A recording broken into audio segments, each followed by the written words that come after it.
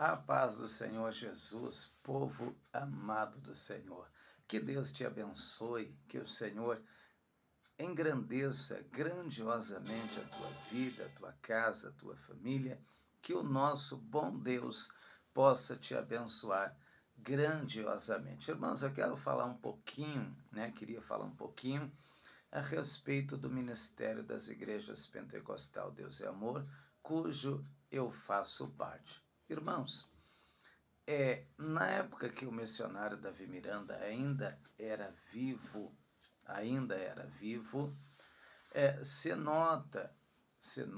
se vê, se observa que ele pregava a doutrina de Cristo, que ele pregava a realidade que para muita gente era uma ignorância. Mas antes da gente dar continuidade a esse assunto, você que não é inscrito no canal, se inscreve no canal para nos ajudar, amém?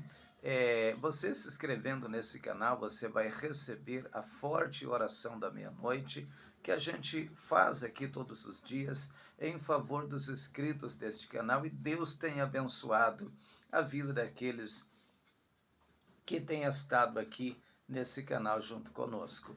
Então, irmãos, voltando aqui ao assunto, nós sabemos que a doutrina de Cristo, o que é a doutrina de Cristo? A doutrina de Cristo são os ensinamentos de sua palavra, né? A família Miranda,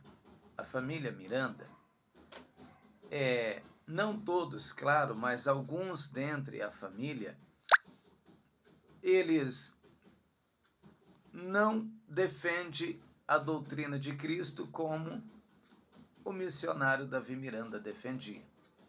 O missionário Davi Miranda defendia a doutrina de Cristo, falava da realidade da vida cristã com unhas e dentes. Já a sua família não tem este pique, né? Não tem essa realidade para poder estar falando como ele falava. Na verdade, a família, ela precisava fazer o quê? A família Miranda precisava permanecer, honrar o legado do missionário Davi Miranda e dar continuidade aos seus ensinamentos, inspirado pelo Espírito Santo de Deus, né? Irmãos, eu quero ensinar uma coisa para vocês aqui. Tem dois tipos de doutrina. Tem a doutrina do homem e a doutrina bíblica. A doutrina do homem e a doutrina bíblica. Tinha algumas coisas que o missionário Davi Miranda exagerava? Sim, tinha, né? Eu sou o primeiro a dizer que tinha. Por exemplo, não tem nenhum texto na Bíblia que diga que usar barba é pecado, né?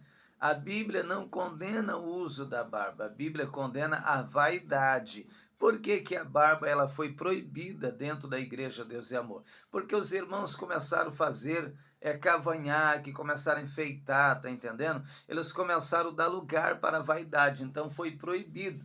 Embora muitas vezes se pregava que a barba era pecado, né? Se você pregar e dizer que a barba é pecado, é uma heresia muito grande, porque no Velho Testamento, o homem não ter barba era uma desonra muito grande para o homem. O próprio Deus disse assim: eu vou tirar a sua honra, né? Eu vou tirar a sua honra, porque o Senhor ia tocar nas barbas deles, né? Então, nós entendemos que tem coisas que era exagero, né? Tem coisas que era exagero, mas tem coisas que não. Tem coisas que o Davi Neto está certo? Eu concordo, tem. Mas tem muitas coisas que ele não está certo. Tem muitas coisas que ele está dando murro em ponta de faca. Ele está lutando contra o zagrilhão. E Jesus disse para Paulo: duro é para ti lutar contra o zagrilhão. Irmãos, a doutrina da santificação do espírito, da alma e do corpo não é do homem, ela é bíblica, ela está aqui, né? Ela está aqui, pois o homem de Deus e a mulher de Deus têm que santificar o seu espírito a sua alma e o seu corpo para Deus. Quando nós deixamos de santificar o nosso espírito, a nossa alma e o nosso corpo para Deus, o que é que nós estamos fazendo? Nós vamos se enquadrar dentro daquela passagem do livro de segunda epístola de João, capítulo 1, e o versículo 9, que diz assim: todo aquele que prevarica e não persevera na doutrina de Cristo não tem a Deus. Aquele que persevera na doutrina de Cristo, este tem tanto ao Pai como ao Filho. Então, quando nós deixamos de guardar a palavra de Cristo e a gente começa a abrir mão para a vaidade, para o pecado, para o mundanismo, nós estamos deixando de guardar a doutrina de Cristo. A palavra prevaricar significa deixar de guardar aquilo que lhe foi mandado. Cristo mandou a sua igreja, o seu povo, guardar a sua doutrina. Eu, como servo de Deus, você, como servo, como serva de Deus, você tem o direito de guardar a doutrina de Cristo, porque Cristo te mandou fazer isso. Amém?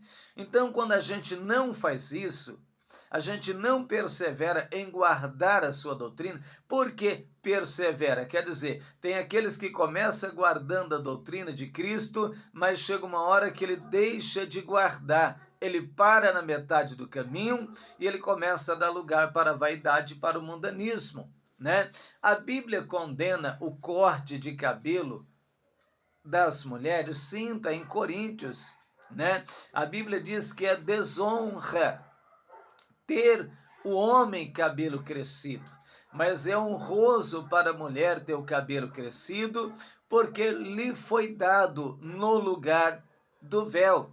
A Bíblia condena a mulher ou o homem pintar o cabelo, sim. Se você faz isso, você não está guardando a doutrina de Cristo. Você está prevaricando, deixando de guardar aquilo que Cristo está mandando que você guarde. Infelizmente, se você permanecer na prática da prevaricação, o Senhor não vai estar na sua vida e nem na minha vida. Aonde está, pastor Júlio? Eu vou te ensinar aquilo que os pastores não têm coragem de te ensinar. No livro de Provérbios, no capítulo 20 e no versículo 29, está escrito: a beleza dos jovens é a sua força, mas a beleza dos velhos são seus cabelos brancos. No livro de Provérbios, no capítulo 16, no versículo 31, está escrito assim: coroa de honra são as cãs, achando-se ela nos caminhos da justiça. Coroa de honra é os cabelos brancos. Quando a gente encara como justiça, a gente diz: eu peguei uma certa idade, é justo que eu fique com cabelo branco devido à minha idade. Quando eu encaro isso como justiça, eu aceito como justo e eu não pinto meu cabelo, a Bíblia está dizendo que se torna uma coroa de honra para a minha cabeça. Amém? Cabelo branco não é símbolo de vergonha nem de feiura. Cabelo branco é símbolo de honra, símbolo de coroa, é símbolo de maturidade e de eternidade, de experiência. No livro de Mateus, no capítulo 5, no versículo 36, está escrito que nós não podemos tornar um cabelo branco ou preto. Então, é doutrina de Cristo, não é doutrina do homem. E era esse tipo de doutrina que ele pregava e que a sua família, infelizmente, não está pregando. Ainda quem estava pregando era a nossa irmã Léia Miranda. Só que a irmã Léia Miranda, aconteceu toda aquela situação com ela, né? Ela está punida por 5 anos e, infelizmente, aconteceu, né? Aconteceu lá aquela situação envolvendo ela. Quem sou eu para estar julgando, né? Quem sou eu para estar julgando ela? Todo homem, toda mulher está sujeito a errar e está sujeito a cair, né? Nós não podemos apontar ninguém. Todos nós estamos sujeitos a cair. Então, irmãos, isso é doutrina de Cristo. Uma mulher de Deus, ela usar uma calça comprida apertada, é doutrina de homem se eu pregar contra? Não. Se eu disser para ela que ela está errada, que ela é uma mulher de Deus, ela é a luz do mundo e o sal da terra, eu não estou errado. Eu estou advertindo a minha irmã para que ela fique firme e ela não venha adotar os costumes do mundo para a vida dela. É isso que eu estou fazendo, né? Eu estou implantando a doutrina de Cristo na vida dela, que está escrito no livro de Romanos, no capítulo 12, no capítulo 6 e no versículo 12, que diz que nós não podemos apresentar o nosso corpo como instrumento de pecado, mas apresentar os nossos membros como instrumento de justiça para Deus.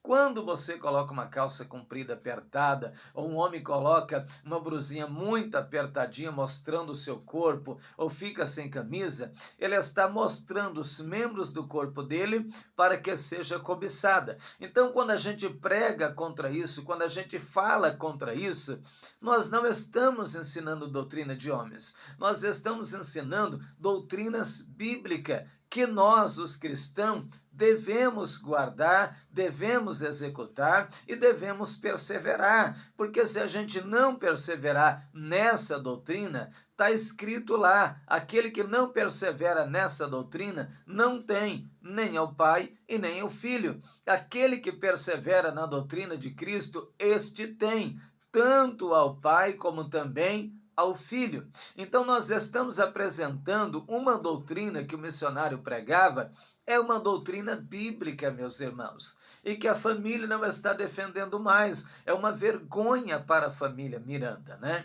Não está defendendo mais a santa doutrina de Cristo. Infelizmente, eu não sei aonde eles estão com a cabeça, eu não sei aonde muitos pastores estão com a cabeça, porque lá no livro de Jeremias está escrito: ai dos pastores que se apacenta a si mesmo, mas não apacenta as minhas ovelhas, não apacenta o meu povo. Não adianta eu apacentar a mim mesmo, não adianta eu santificar a minha vida como pastor e deixar o povo viver de qualquer jeito, e deixar a minha igreja viver na vaidade, deixar a minha igreja viver no mundanismo. Não adianta, eu não vou escapar da justiça e do juízo de Deus. Eu preciso santificar a minha vida e ajudar a ovelha de Cristo, ajudar o povo de Cristo a santificar a vida deles também, através do ensinamento que eu darei a eles, segundo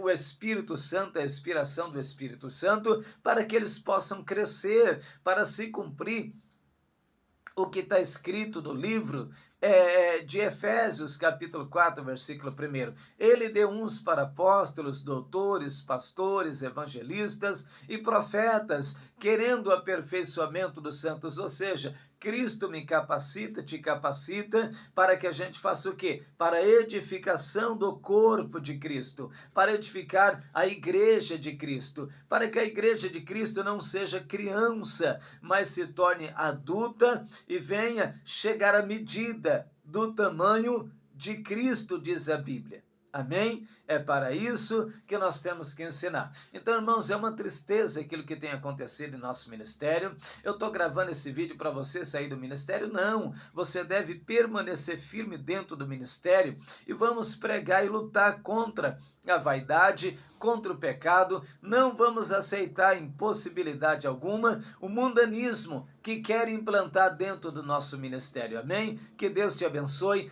Permaneça firme na porta estreita, permaneça firme em guardar a grandiosa palavra de Cristo e o Senhor nosso Deus será com a sua vida. Amém? Deus te abençoe. Fiquem todos na paz de Cristo.